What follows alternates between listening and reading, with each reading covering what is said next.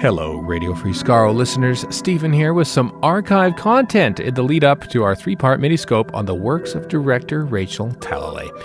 Rachel has been a friend to us here at RFS, appearing no fewer than 6 times, and we thought it was worth re-releasing our interviews and commentaries with her over the years as a lead-in to our conversations about her work on Doctor Who. Welcome to our final interview with Rachel Talalay so far on the podcast. This one was released across 2 episodes of Radio Free Skaro, numbers 608 and 609, in the run-up to the 2017 Christmas special Twice Upon a Time, where Warren again visits the home of Rachel Talalay to talk about that, as well as the 2-part finale to Series 10. And I'm here with renowned director Rachel Talalay, fresh off of 3 episodes in a row for the new season. Rachel, how's it going? Yeah, I'm recovering. Okay, good. Well, maybe you should explain to the audience what from, if you're comfortable doing that. Oh, yeah, no, I just had my gallbladder out, so I was suffering through all 3 episodes with gallbladder pain. Ooh. So, and yet you still got, 2 that we've seen and 1 we haven't. And I'm still busy on it. And oh my God. Yeah, well, actually, it's TV, I'm not surprised. Yeah, we're still quite busy on the Christmas episode. And so it's all post-production now, I'd assume, since you're here in Vancouver. We should say we're in Vancouver now. Okay, well, I guess what I'll start with is, we'll start at the very beginning. With World Enough and Time, the main thing is that the Master... Well, first off, how did you deal with the fact that the BBC basically gave up the spoiler right off the top? Because you had to work, I presume, extra hard to cover up the fact that it's the Master, even though we all know it is, you know? Yes. Or do we? So we were incredibly careful with and John Sim, because he was playing the Razor character, when he was outside, we were able to really keep him under wraps and undercover, and we did all the things that we could do to make sure that it wasn't spoiled, and we left the shooting with it being a secret. And then we turned around, and actually the first time I knew that they were giving it away was when John Sim emailed me and said, "What?" And but there's nothing you can do. No. So, and I thought, well, this is what surprised me was I thought this is going to ruin this for so many people because they're going to know that Razor's him from the very beginning because they're going to be waiting for him. But a lot of people, even real Who fans, said that they were surprised and that they didn't actually go immediately to that's John Sim. I was worried a little bit about the eyes giving it away, and sometimes that it seemed makeup-y, but he was so brilliant as Razor that I think that if you watch the show and you're not the person who's trying to find the spoilers then you can watch it and be surprised. And I feel like Stephen also, he layered some things in pretty close to the reveal, so that a lot of people said they got it just when Missy and when they all get downstairs. Which is calculated, obviously. Yeah. I think about halfway through when I heard a bit of the Master's theme, because I just pick up on themes, I was like, oh, okay, this is obviously him because I hear the Master music. But it took me a while. It took me a good half hour, and I was just like, this guy's some new person. So are there any directorial tricks of the trade to sort of sleight of hand your way around the fact that people may or may not know who this is? I think you just do what you do, which is you treat him like the character that he's playing. And he is the Master in disguise as well, which made it interesting. What was... And occasionally John particularly felt like there might be opportunities to wink to the audience a little bit. And we resisted that because, of course, it's better that the disguise is a real disguise. We also... I think for me the most interesting element as a director is that I hadn't worked with John before, and almost everything he did for the first half was as Razor. So it's really weird to direct somebody when you can't tell what they're thinking, because he's got so much makeup on, and he can't quite hear properly because the makeup's over his ears. He can hear, but it's slightly muffled, and he wants to... But I'm responding very differently to a guy with an Eastern European accent who's playing, an unattractive old guy with stringy hair who's in some ways playing a suspicious bad guy. it's interesting that you're responding like that. And John, of course, isn't really thinking that what I'm seeing is the makeup face, because you're not aware of the fact that you're aware of the fact that you're in makeup because you want to rip it off, but you're not aware of how you're coming across to the other person. So occasionally I would say, I don't know what you're thinking. And I don't know you well enough to know that you need to tell me what you're thinking. Does that make any sense? Kind of, yeah. And there was elements of his performance where like he kind of came off as like a kindly fellow. Yeah. And that's got to be difficult for him and for you to sort of pull out of this inherently evil character. So we were trying really, really hard. I mean, number one, because often in my directing, number one I'm thinking about is what is the audience getting out of this scene? So often I stop and say, well, what am I trying to portray for the audience? Not because, and sometimes I direct with the actors like that. Well, it may not feel right because you're the master and you're in disguise and you're in this, but what we want the audience to get out of this is, who is this guy? Is he good? Is he bad? Not give away much of the bad. And so you're building a horror film story of poor Bill downstairs who's being taken on by a guy, but is he good or is he bad? And you don't want to give away the big twist when and you can super interpret how much did he control the whole story, which is a lot. But in the meantime, the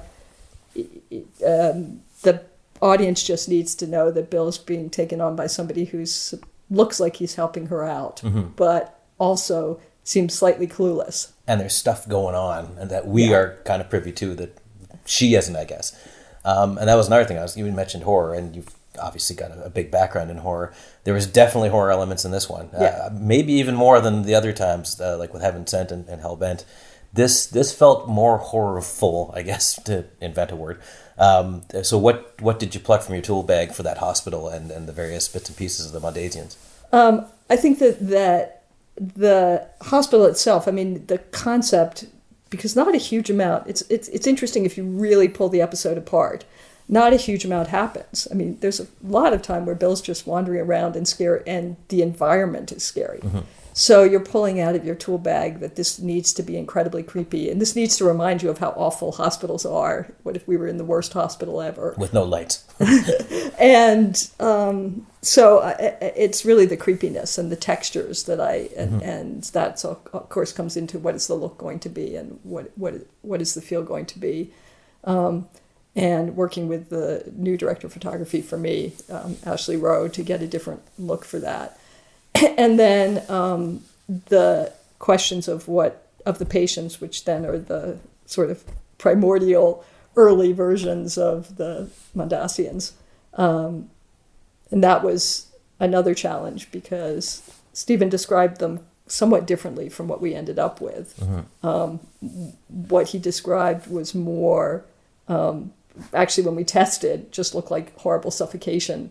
So it was a more plasticky, stretched bag over their face so that you were more aware of there was a person underneath there. And it came out so horrific. I mean, this is what's so interesting about and also sometimes the audience doesn't understand that like these tests are happening 2 minutes before we're shooting. So the very first test of the plastic against looked like suffocation, which certainly wasn't going to happen. And you're always walking that fine line between what's scary for kids, what's giving what away. I mean, there's just so many questions. And Stephen's immensely smart and obviously, but instinctive about that line between, because I tend to read what he wants and be searching for what's in the page.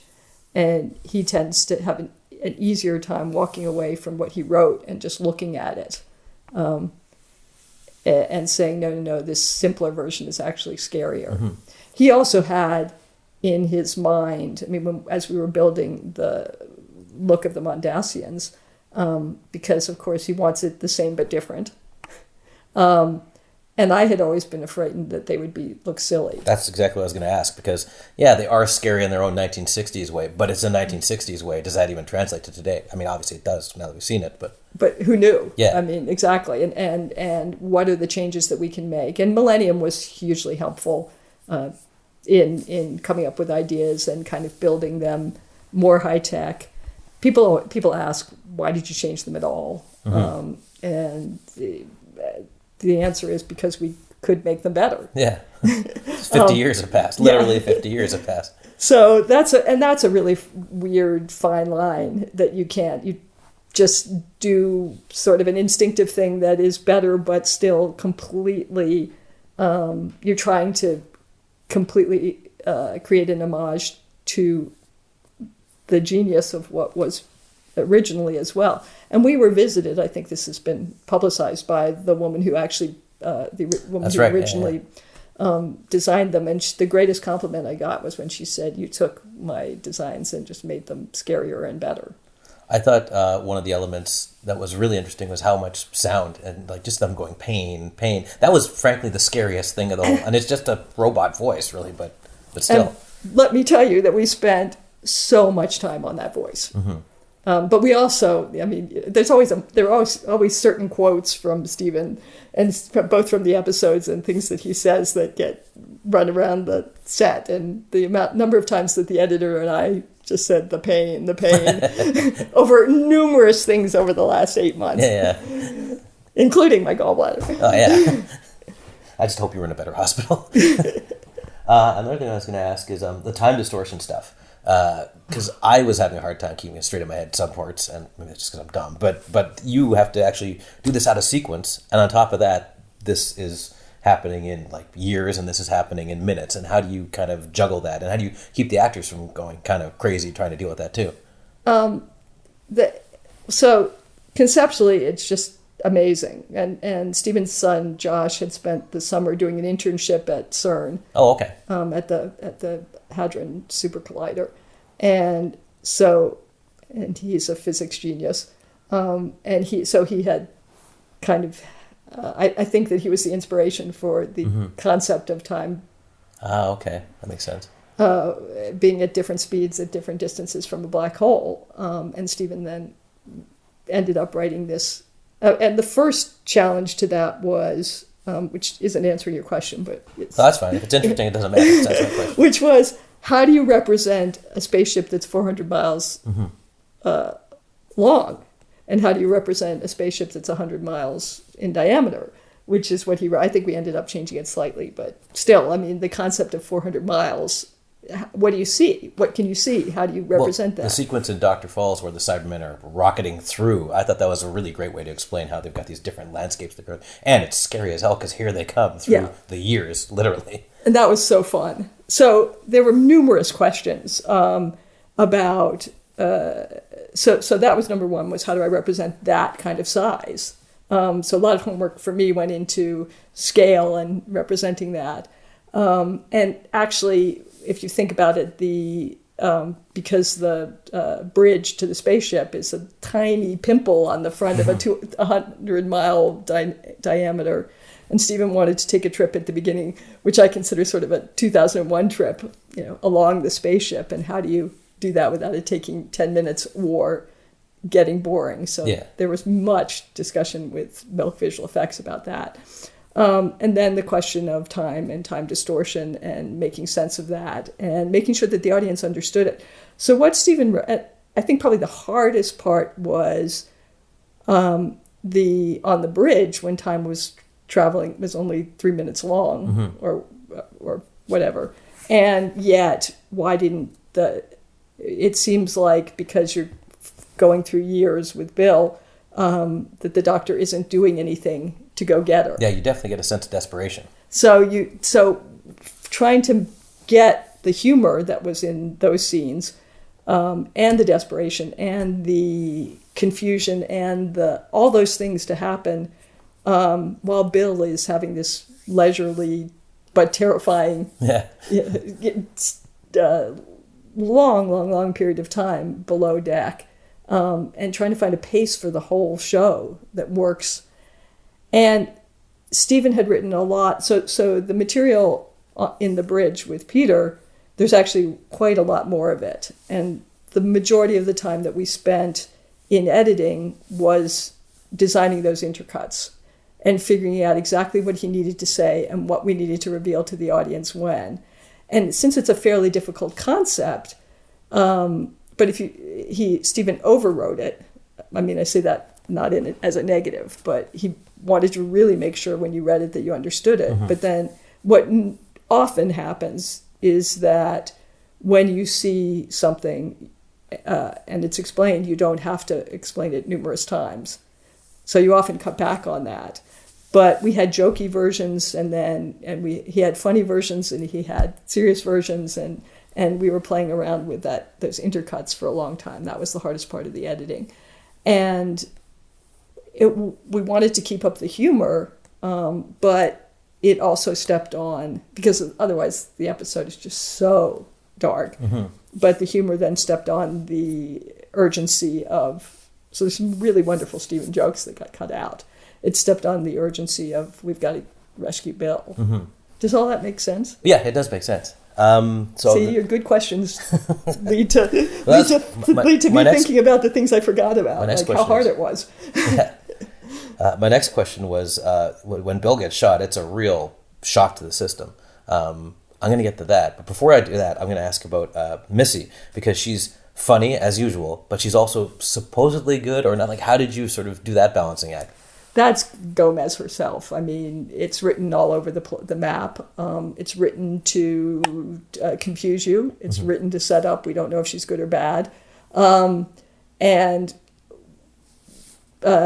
Excuse me. So she is just such a brilliant actor that she'll give you the good version. She'll always go against the grain anyway, and then play around from there.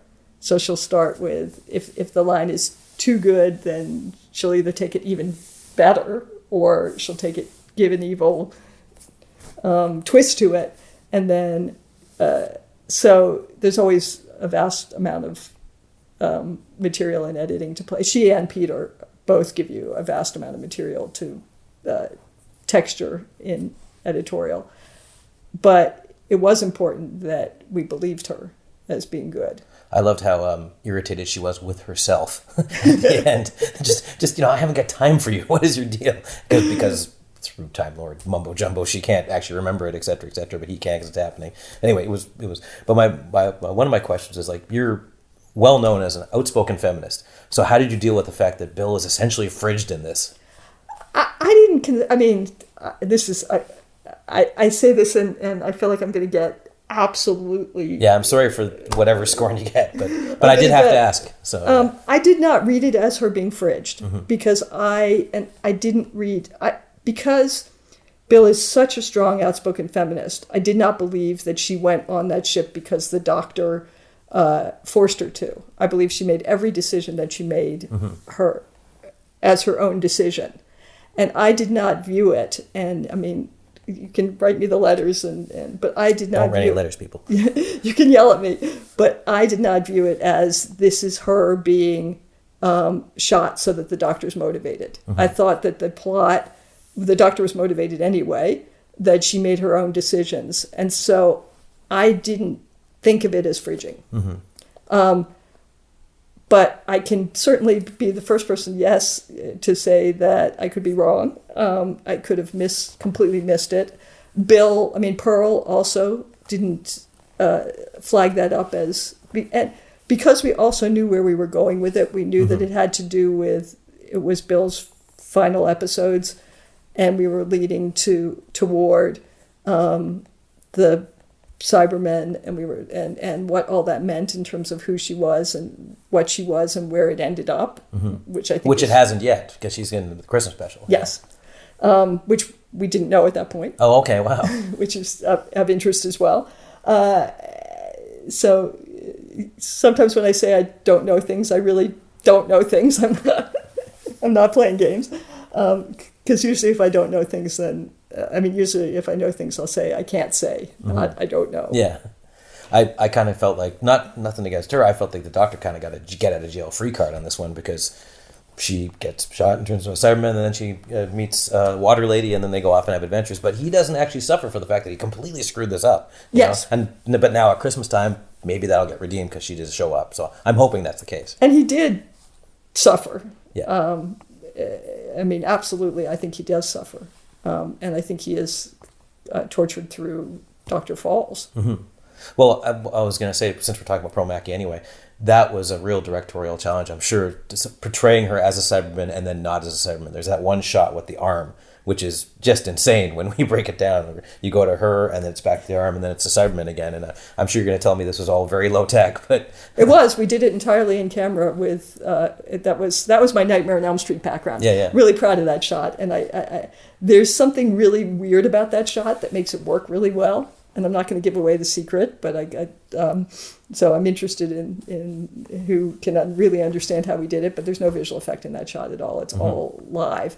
And I was really, because everybody said, Stephen wrote that one specifically, that it was one shot. And everybody said, oh, we've got to get motion control, and we've got to do this, and we've got to do that. And my Nightmare on Elm Street background jumped in, and I said, nope.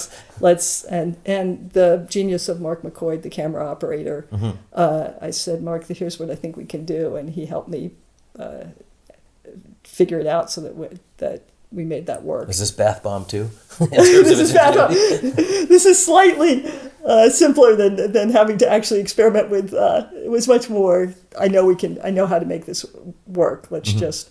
But you have all kinds of issues because you have height difference and you have face size difference. And I mean, same with the shot where we come around. He was also very, very specific. Actually, that shot Stephen didn't script as one shot. He scripted it as cuts, and I turned it into one shot because I thought I can do this.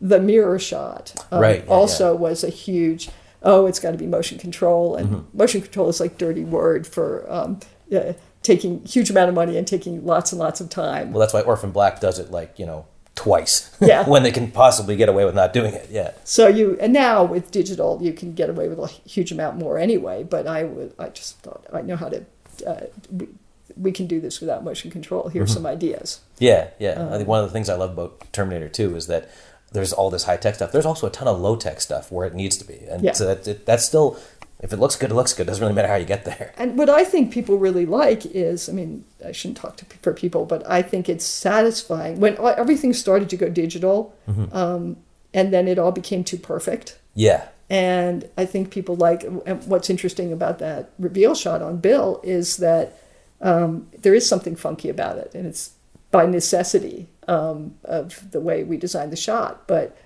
it makes it more interesting as opposed to being a too perfect visual effect or a visual effect with a mistake in it. So I'm quite, as we were watching it, I thought, oh yeah, this thing that I think is going to get in the way is actually what makes it look so real. But none of this is a science, so you have to kind of go with your gut that something's going to work. What was it like directing her as a Cyberman? I mean, she's still acting like Bill, but she still has to struggle with this. What thing that's happening to her that she doesn't know about until she does. Yeah. Well, Pearl is brilliant. She's just brilliant. So she had her own instincts. And I mean, this cast was a dream cast. So I just see myself as this sort of guide who is somebody to talk to and create and have more dialogue and allow them to think about things and occasionally and create visuals and occasionally guide them toward not going in one direction or another. But all their instincts are amazing. So I don't know what to say about directing because I always they have to do it. Well, you had two masters. You're the first person to ever deal with that. Like, how did you do the back and forth byplay of Sim, who is definitely that master. You can see the elements of the old master, but there's also new elements. Like he's pretty cool with having a lady version, which I wouldn't have taken from the last master. Yeah, and which is great. I mean, it's just so fabulous that it's all the gender interplay I loved.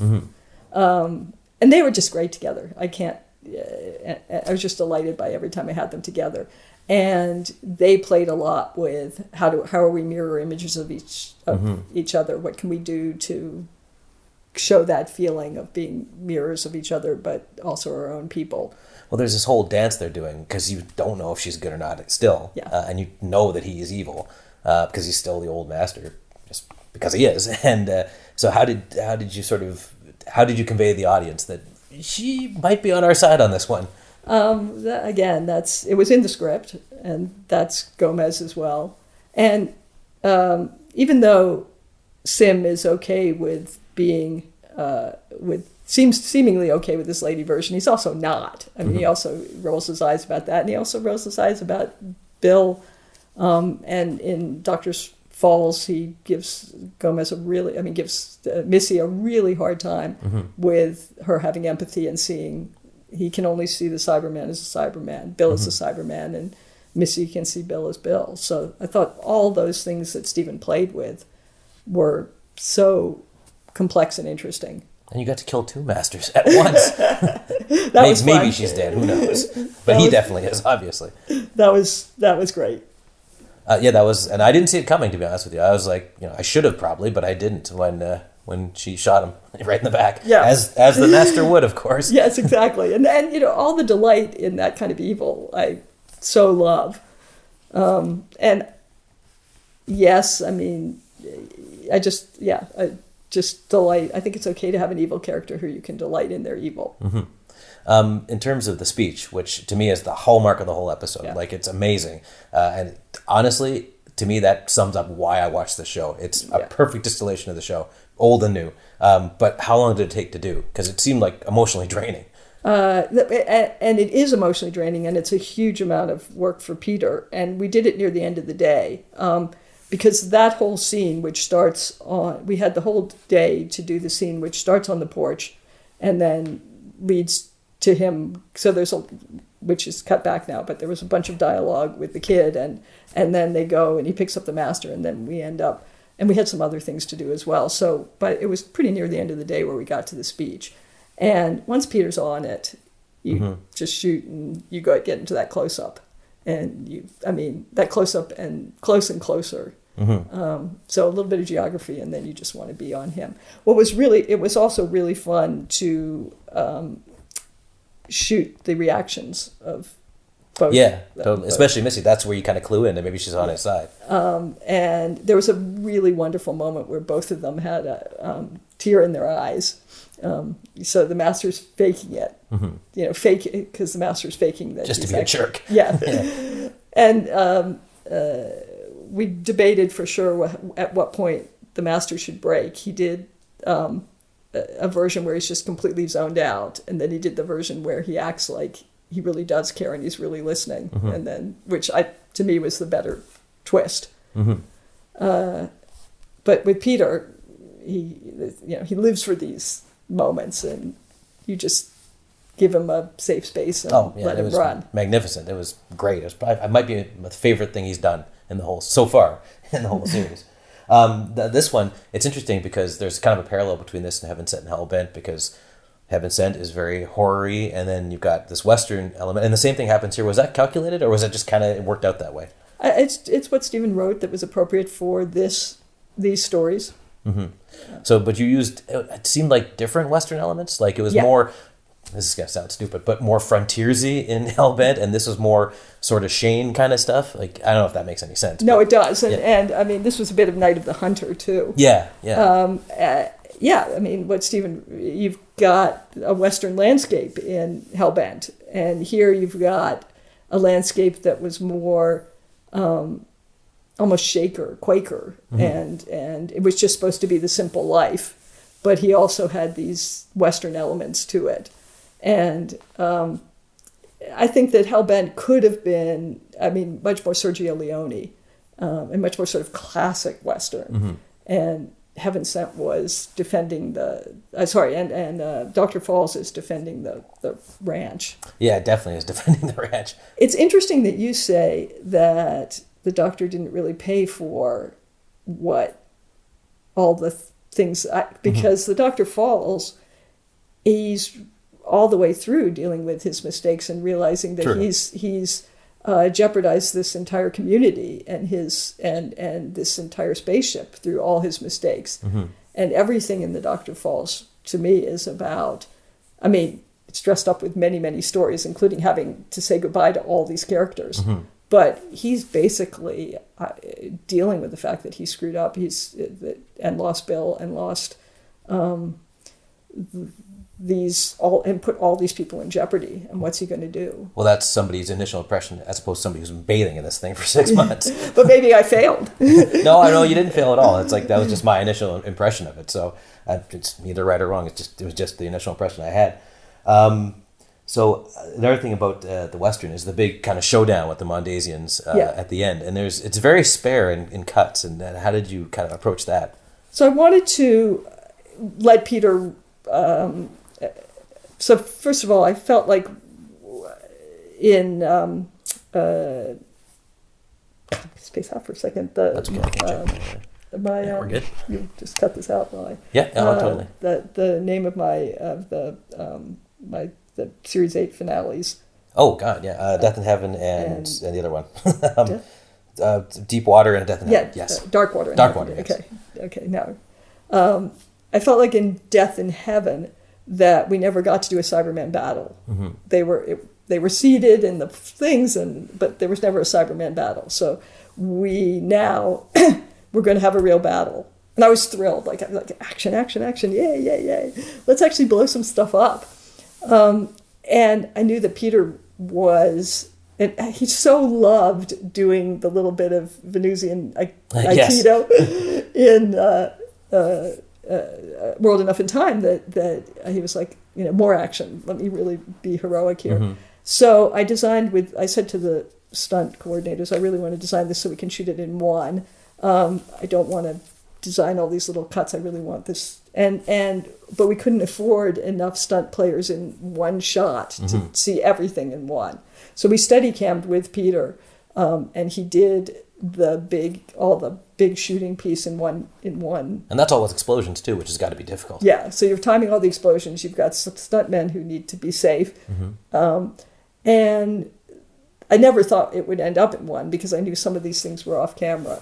But I wanted to really get Peter. And he came out of it, and the shots that I like best are when the dirt's flying and it's all falling on him, and he came out of it filthy and like action hero, like he should have. I mean, that was serious explosions going on around him. After throwing a ridiculous amount of fan service at us too about that's all these different places that they've invaded and failed. And we're all like, yes, okay. Yes, exactly. Showing his bona fides as a fan. Yeah, and he loved it. I mean, he just loved it. So that worked out great. And he just ran through and exploded things. And I was particularly pleased with having added the moment where he shoots the one behind him, which is all in one shot and it turned out great. But this idea that he can just casually, not even look where he's blowing up and he'll still hit something. It was also really fun because we had all these different Cybermen in the woods that day. Yeah. So it was really... And they're just lying. These guys, when they're resting, they're lying around trying not to get overheated in there. I can imagine, yeah. And then second unit went off, and Pete Bennett directed what is now sort of an infamous video on YouTube, which is Cybermen on trampolines. Of course. So he went and did that while I was killing the Masters. I know they justify it in the story as they've built advanced versions, but was that mostly because, we've got these other Cybermen lying around, we should use them? I presume that was what was it's always what was in the script. I presume Stephen basically said knew that we were only going to be able to build X number of Mondasians. Mm-hmm. And so we have all these different incarnations, but it made so much sense that they were... Especially given the time distortion.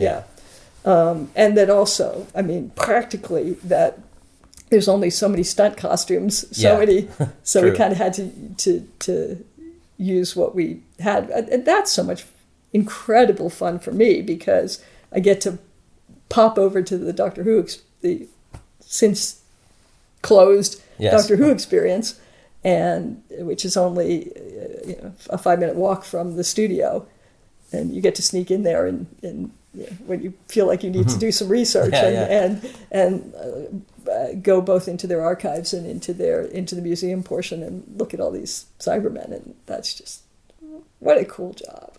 So this is your first regeneration episode, and then you've got more of that coming. Two different doctors, apparently. So how did you approach that aspect of it, like just in terms of his character and how you've got to show he's at the end of his tether? And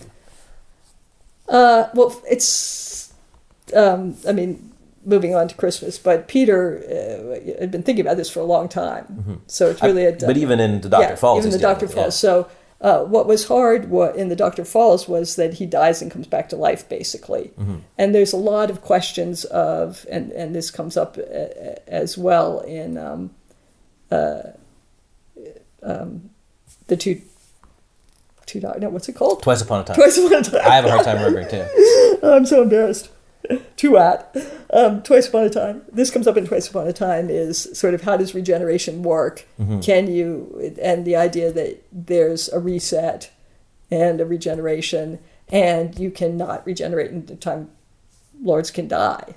So this complexity, there was a lot of dialogue about that, and so Peter was, there was some of that going on at the end of Dr. Falls as well.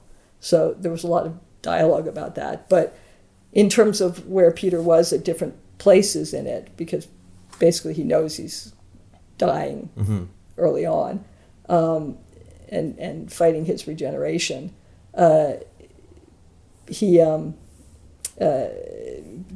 yes, there was lots and lots of dialogue with Peter about it.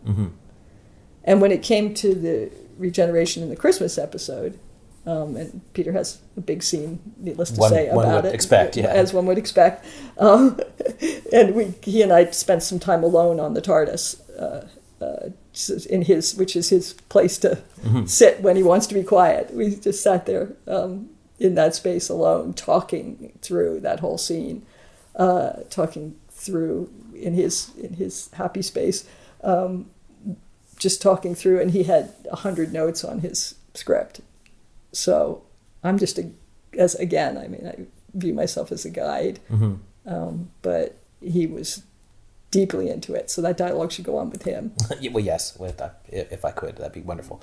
I'll get to the Christmas special, what little we can talk about. But one more thing is when he's lying there on the ground with Bill, it's I think, a conscious reflection of the 10th planet.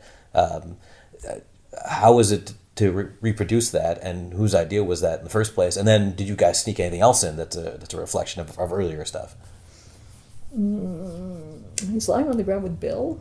Yeah, just at the very end where he's sort of dying, and there's the lighting is pretty close to the same as the Hartnell in the 10th planet. Yeah. Oh, you mean... sorry, I was like, in the TARDIS. Yes, in the TARDIS. Sorry, I was thinking about him lying on the ground when he'd been shot in the burning forest. That's its own deal. But yeah, this is that's part one of him dying, and then part two of him dying. Yes, there was definitely a conscious decision to make him for there to be some similarity of look with the 10th planet.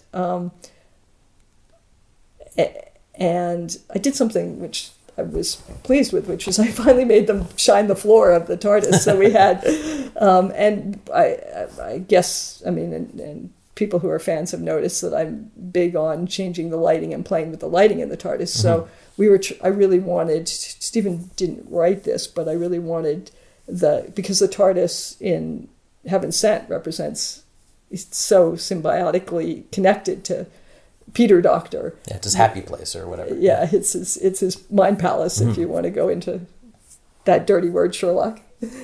So I wanted, as he was dying or unconscious, I wanted the lighting in the TARDIS to reflect that. So our discussions were about this underlighting. So we have the smoke coming up and everything underlit until he comes back. And I fought hard to get that feel, and that's a totally different feel. And in the meantime, you're also walking this incredibly difficult balance with Bill of Heather's come back, and she has to make this complex decision, but also the doctor's dying. So how do you walk that line, and how does she make a difficult decision? And I remember arguing with one of the executives about the fact that I said, he said, I believe that she was going to go off with Heather the second Heather arrived. And I said, I don't necessarily. Bill is really her own person, and Bill might decide, I'm not going to have adventures in space, and I do need to go back to my family. And she's the one who says, I'm deciding where we're going. Yeah, I'm deciding where we're going, and back in time for tea. So Bill Stephen has written a future for Bill where Heather's basically said, I can change your atoms, and I can put you back anytime. Okay, well, that's good. Yeah. Because I know quite a few people were hugely thrilled that she's coming back for the Christmas special. A lot of us were like, oh. Yes. So speaking of the Christmas special, I'm sure you're going to have to dance around a whole lot of these questions, but for my main question is, what's it like directing another version of the First Doctor played by a guy who played William Hartnell, which is sort of kind of informing how this is going to, or is it? I don't know. Well, that's what made it easy, was that David Bradley had already been William Hartnell and already been the First Doctor. So I didn't have to recreate that for him, as well as being a huge fan of, and understanding the show and having done all his homework as already. So really, and we all watched 10th Planet numerous times to make sure that we were particularly imbued in that story. And so I can't say that there was anything, he came with it. And yeah, he came with it. And without giving anything away, what's it like directing the oldest and the newest Doctor together in terms of chronology of the show? Yeah, I have no specific answer to that, just because you have your script and you have your story, and that's what you're doing. Right. Okay. They were great together. It's great to put the two of them together, and it was great script's pretty specific about who behaves how, when, and it just gave us so much to play with. I don't know if this is giving too much away, but in the trailer, they definitely show the First Doctor regenerating. We all know that happens. But it also shows Polly, I think. And so I'm assuming there's sort of remakes from a different angle of the 10th Planet, but I don't know if you can or can't tell me that. I can't talk about Okay, never mind. I'll just let my imagination roam free for the next few months. Did you expect to get called back for the finale? For the Christmas? Yeah. Yeah. That's a complicated question, because when I knew when they hired me for the finale that it was going to be a 3-part. Oh, okay, right. In some way, and so there'd been sort of general discussions. But my problem is, if you call it a problem, is that I don't live in Cardiff. I don't live in the UK. So, and I have a family. So the decision to stay for 7 or 8 months was huge. And basically the family had said, you can go do the finale, but you can't stay for Christmas. And when they came and said, now you're going to make a decision, we want you to do Christmas. And the family said, really, I understand. And I had a really wonderful other job offer as well. And then they started applying pressure.